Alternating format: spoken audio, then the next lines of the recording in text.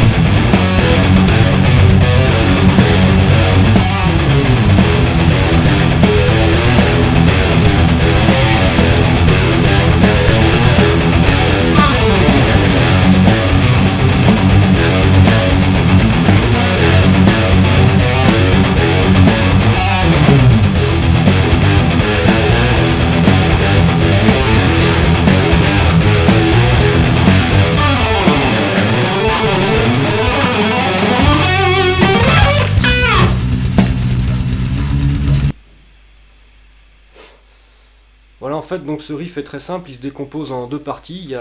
Il est écrit en mi mineur et en fa, alias sol majeur, donc, mais il y a une partie en fa dièse et une partie en mi. Donc la partie en fa dièse est simple, ce sont les notes de la gamme pentatonique en fait que j'ai utilisé avec le do qui fait office de quinte bémol.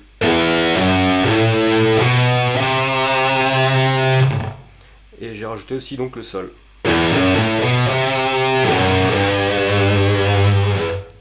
Et donc au ralenti, le riff se joue comme ça.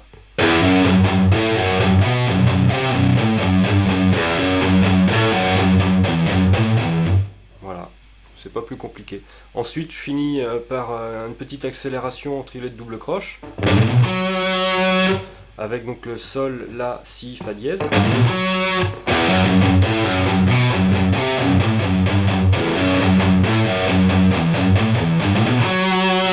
Après, je reprends plus ou moins la même idée, mais avec quelques petites variantes dans le même riff, donc en fa dièse, ça donne ça.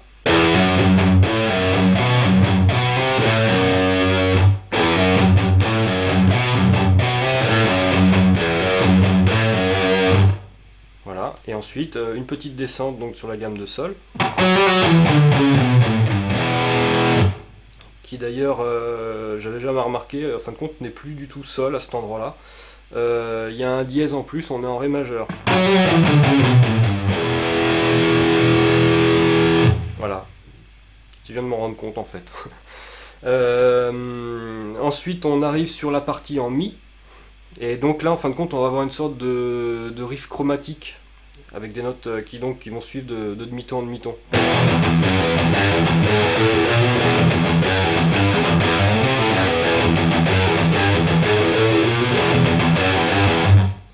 Alors en fait on part de fa dièse,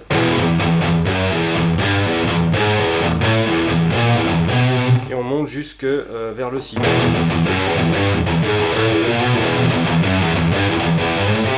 Donc là ici j'ai une suite de hammer, et ensuite un pull-off.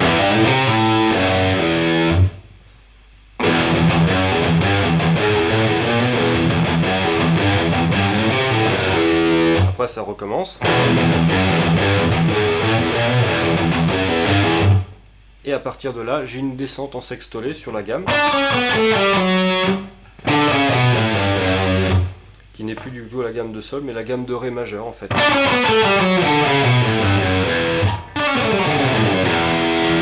Et donc le riff complet donne ça.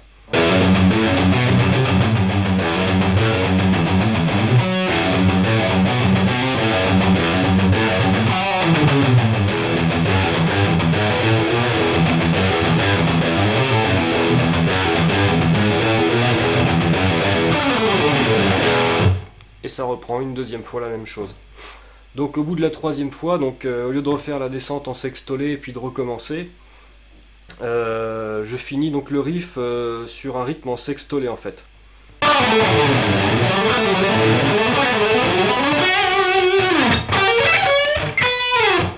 Alors, en fait, c'est pas très difficile, c'est le même rythme partout. Donc une fois qu'on a exécuté notre descente, on se décale en sol.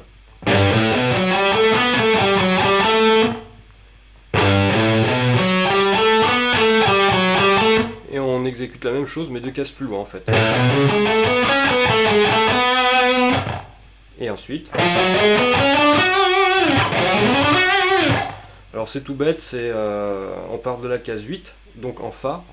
Ensuite on a un Sol bémol et un La bémol. Donc, le doigt 1, 2, 4. Et ensuite on a le doigté 1, 3, 4. Avec donc le Si, le Do dièse et le Ré. Et donc je finis sur la note Fa dièse. Ça c'est pour toute la déboule en fait. Et arrivé à la fin, et je finis sur le Si, qui est en fin de compte ma note de départ pour le thème suivant en fait. Donc voilà.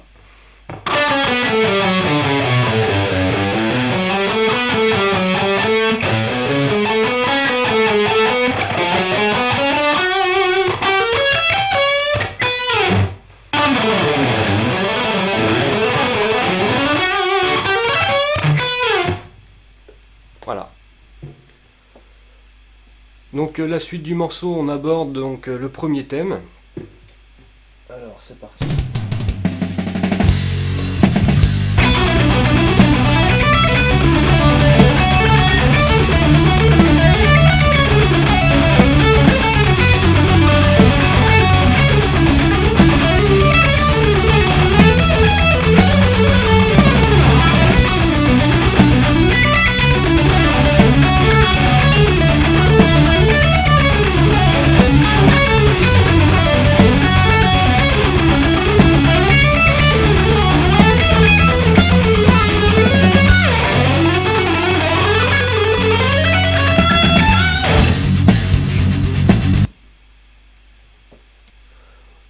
Donc en fait ce thème 1 n'est pas très compliqué à comprendre, c'est simplement des motifs en saut de corde qui sont répétés, qui suivent la ligne de basse.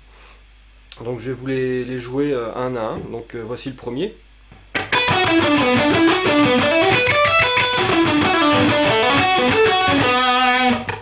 Voilà, il n'est pas très compliqué, si ce n'est qu'il faut mémoriser en fin de compte les doigtés.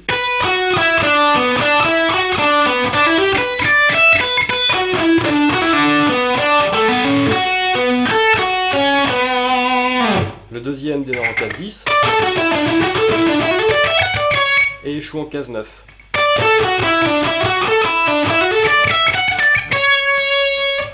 Ensuite le suivant démarre avec la case 9, donc ça fait...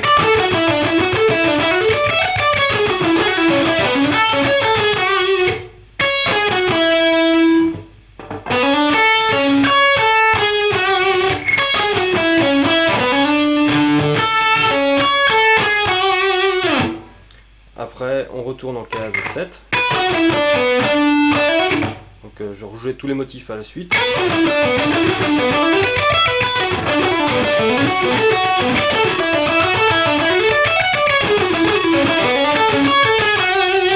Et ensuite, on retourne donc au premier motif.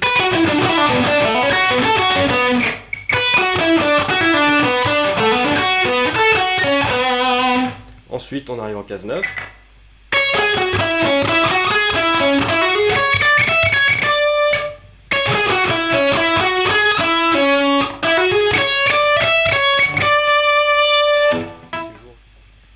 Donc ensuite les motifs qui vont suivre sont plus courts en fait, ce qui casse un petit peu justement le côté 4 temps. Donc là ils vont avoir 2 temps chacun, donc ça va donner ça.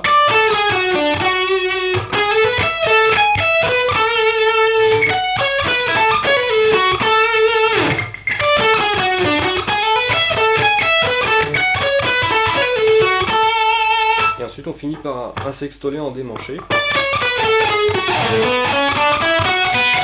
qui sert en fin de compte à indiquer la reprise, un peu comme des roulements de caisse claire sur une fin de structure pour les batteurs en fait.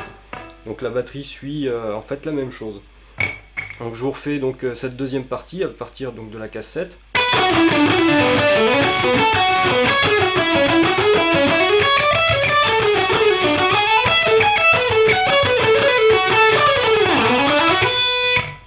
Donc en fin de compte c'est tout ça. Ce qu'il faut faire attention, c'est aller très rapidement chercher la cassette. C'est la seule difficulté. Et ensuite ça refait donc la même chose que le début. Excepté la fin où en fin de compte on va avoir ça donc.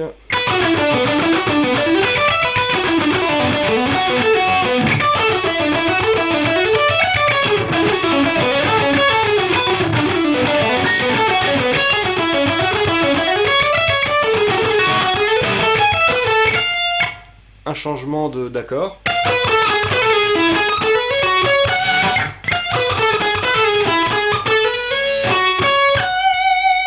Donc c'est un accord diminué. Et ensuite donc le thème 2 se termine comme ça, avec une petite fin shred à la fin.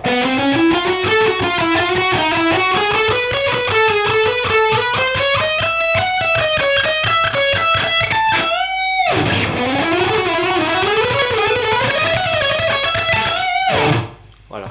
Et donc le thème 2 se clôture de cette manière en fait.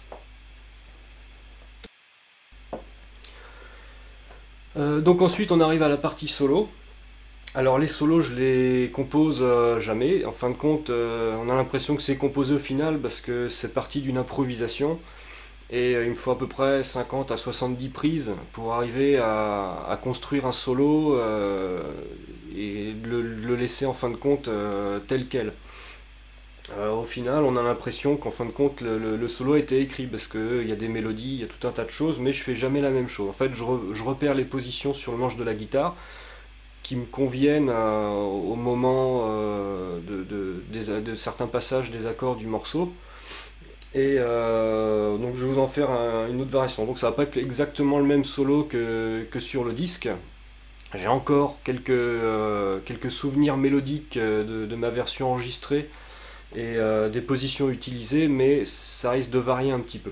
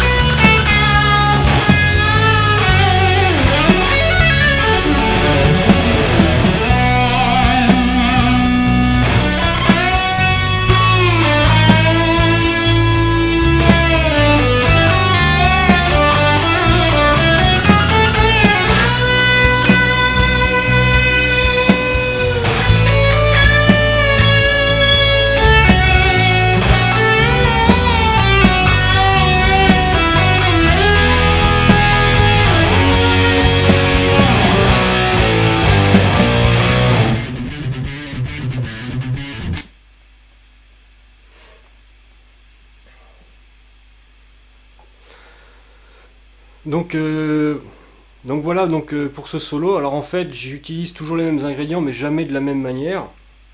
Quand j'ai trouvé les bonnes positions, les bons types de gamme, etc. Donc j'essaye de les garder, de m'en souvenir. Le début ça commence en fin de compte sur le mode phrygien, pentatonique.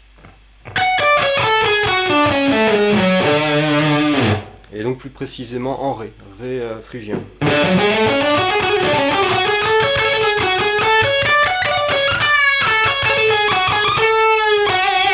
Ça sonne assez japonais comme gamme. C'est une gamme qui a été très utilisée par une de mes idoles guitaristiques, Marty Friedman.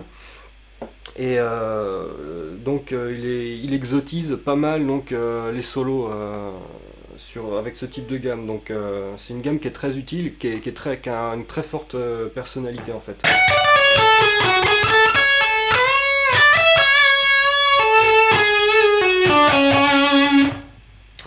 ensuite c'est tout simplement donc une gamme de La majeur diatonique avec donc les 7 notes. Et j'utilise donc la sensible augmentée pour justement faire entendre une note qui est présente dans un accord à ce moment-là, qui est un accord diminué.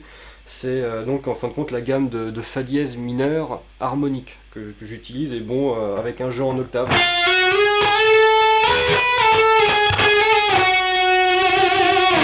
Et donc là c'est plus précisément en position 5, la position numéro 5.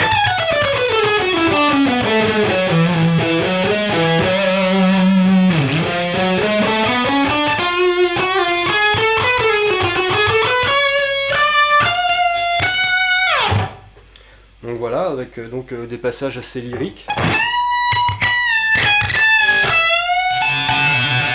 Et je mélange ensuite des motifs qui sont couramment utilisés avec la gamme pentatonique traditionnelle, donc ici Fa dièse mineur.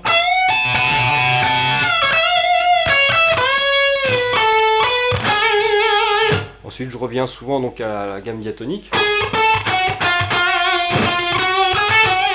Ici donc je change de position, donc en fin de compte je me retrouve dans la position numéro 2.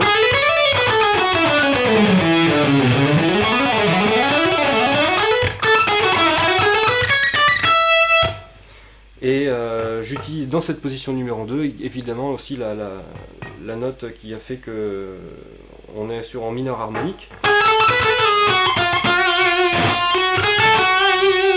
Et je finis comme ça. Et je refais exactement la même chose une deuxième fois de suite, parce qu'on a encore les mêmes accords qui suivent, sauf que je finis mes fins de solo, de petits bouts de solo, avec donc des petites phrases rapides. Alors la première en fait c'est tout bête, c'est juste du tapping, enfin je dis c'est juste du tapping, c'est du tapping à 8 doigts.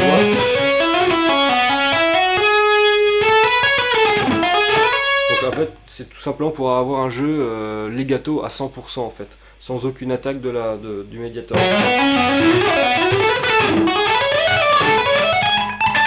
Alors on peut avoir différentes manières de le faire, on peut monter.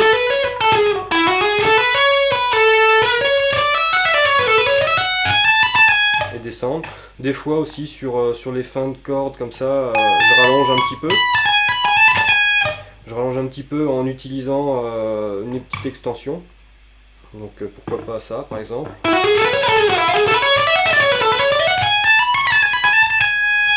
Et après, je réutilise la main gauche. Donc toujours sur la position numéro 2 pour finir ma phrase en fait. C'est un petit plan flashy pour relancer un petit peu la suite du solo. Et le deuxième plan rapide en fin de compte c'est un arpège.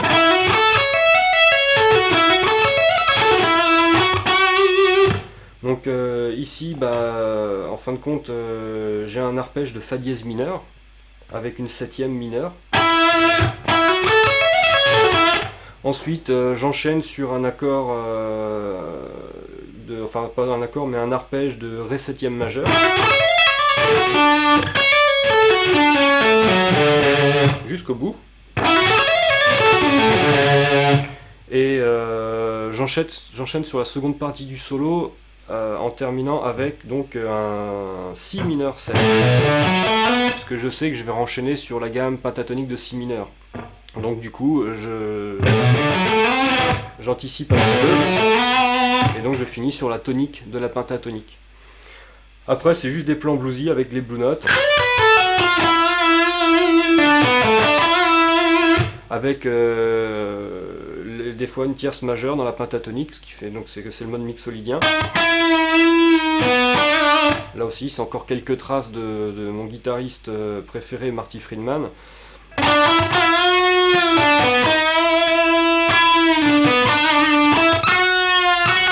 Avec des reverse bend en fait sur les blue notes. Et le mode dorien n'est pas en reste, avec cette note là.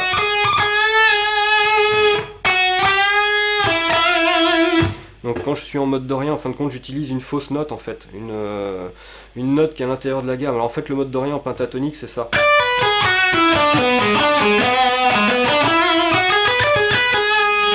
Voilà, donc là je suis en si pentatonique dorien. Et sur ce doigté-là, donc sur ces deux notes-là, en fin de compte, il y a une case au milieu qui pourrait correspondre à une note de la gamme de si mineur, donc qui n'est pas dans le contexte dorien, mais que je m'en sers en fin de compte pour aller chercher la note qui est juste à côté en fait.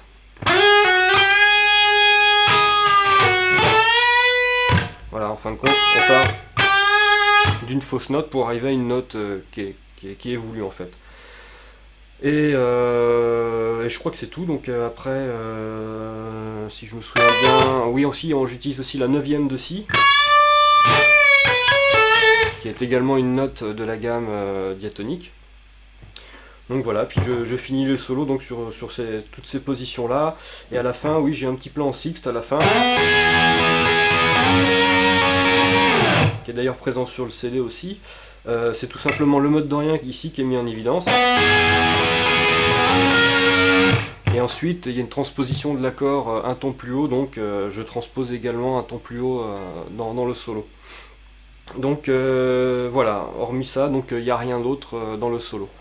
Donc après le solo, ça reprend... Non, ça reprend pas le thème tout de suite, il y a une petite partie rythmique qui est toute simple à jouer.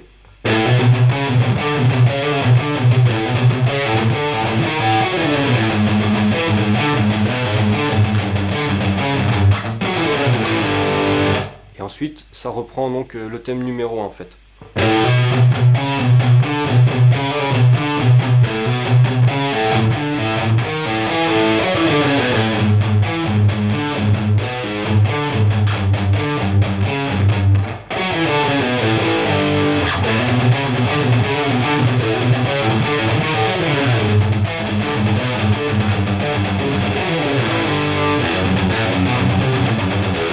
Etc.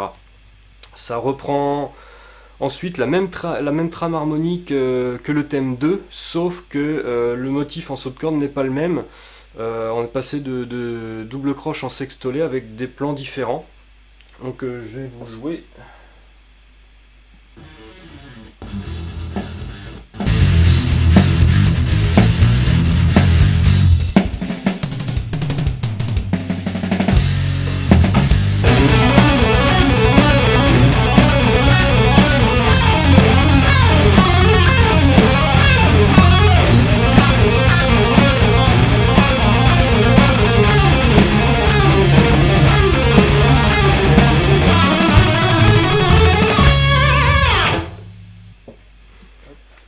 Donc voilà, en fin de compte, donc, on retrouve encore des plans en saut de corde, mais cette fois-ci en sextolé, avec des motifs différents. J'ai essayé un petit peu de trouver des idées de saut de corde un petit peu différents de ce qu'on a l'habitude de voir.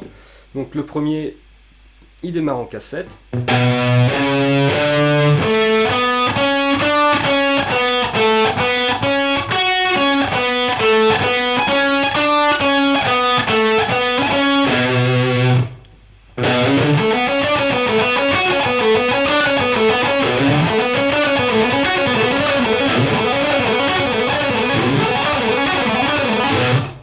Etc.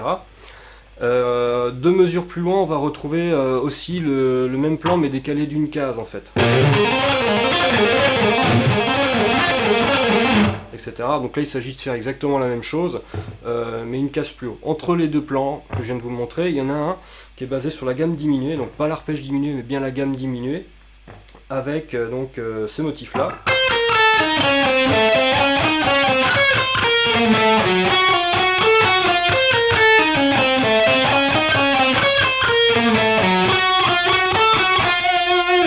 Donc c'est tout simple à comprendre, après c'est plus difficile à exécuter parce qu'il y a beaucoup de sauts de corde. Donc là on en a un. On revient avec encore un autre saut de corde vers les parties aiguës. Et là on a 2 sauts de corde à faire, enfin 2 cordes à sauter. Avec un doigté 4, 3, 1. Avec un ton et demi entre le doigt numéro 1 et le doigt numéro 3. Et ensuite on revient avec un saut de corde vers les aigus.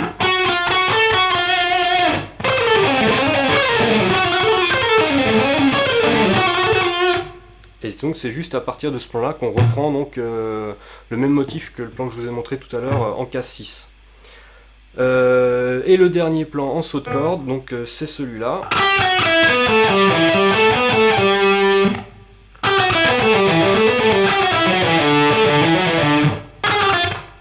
Je suis pas sûr de la case. Ouais, je me suis trompé d'une case. Donc il démarre en case 9. Tout simple. Ensuite, un saut de corde. Il y a un petit motif dans les graves.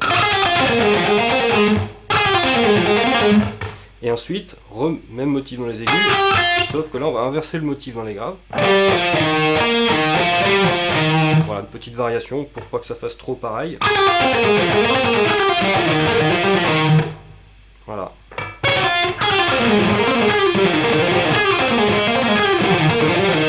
Et donc tout le motif.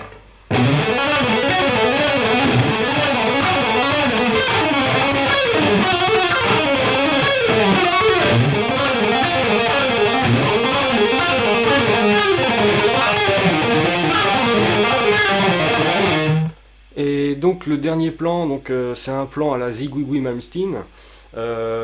C'est tout simple, hein, c'est toujours le même motif.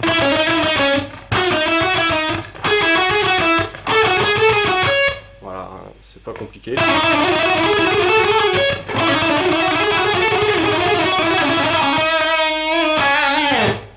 Voilà, le morceau donc est terminé. Ciao!